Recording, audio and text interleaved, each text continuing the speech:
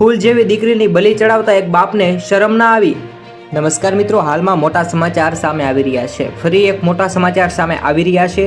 ગીર સોમનાથ તાલાલામાં કાળસું કંપાવી નાખનાર જે ઘટના સામે આવી છે તેને લઈ લોકો ફાંસીની માંગ કરી રહ્યા છે। અહીં એક 14 વર્ષની દીકરીની પિતાએ બલી ચડાવી દીધી છે અને મોટા બાપુજીએ જીવ લીધો છે। આ ઘટનાએ સમગ્ર ગુજરાતના લોકોને હચમચાવી દીધા છે। જ્યારે આ સમગ્ર ઘટનાની પોલીસને જાણ થઈ, તરત જ પોલીસ દોડી પડી હતી।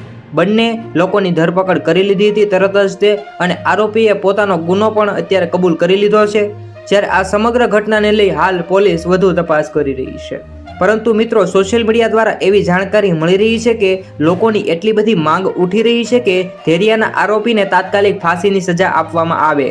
હાલમાં જે લોકો ધેરિયાની બલીની વાતો સાંભળે છે તે લોકો ચોંકી જાય છે અને લોકો એવું કહે છે કે આરોપીને તાત્કાલિક ફાંસી થવી જોઈએ। ફૂલ જેવી દીકરીની બલી ચડાવતા એક બાપને શરમ ના આવી।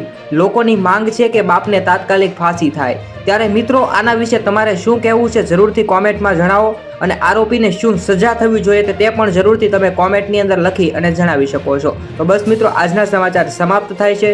જય હિન્દ, જય ભારત।